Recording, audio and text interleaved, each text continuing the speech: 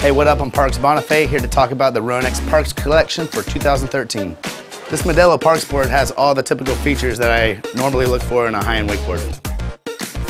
The Parks ATR has everything that the Modello does, but it also has a carbon kick and a centered cable-friendly base that you will need.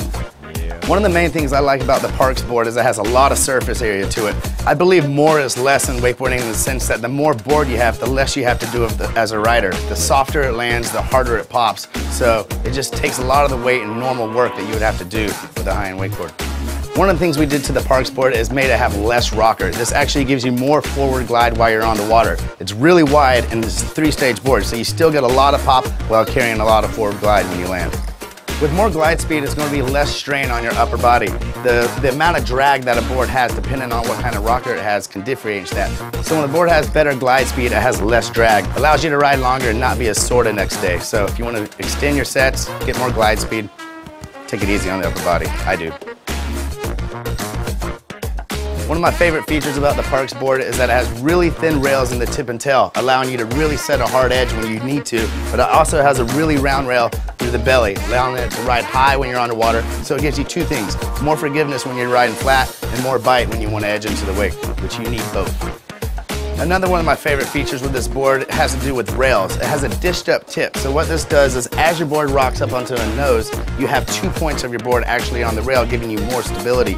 Most traditional rounded tips, as you rock up into a nose press, you only have 1 point of your board, giving it a little bit more wobble to it. So 2 points on your board obviously gives you more stability, which is why we have the dished up tips on numerous Ronix boards.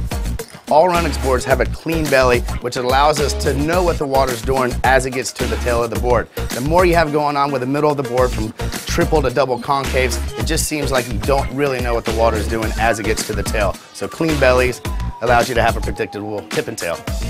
In the past, all my boards have been really aggressive. I've always had a really aggressive, hard riding style.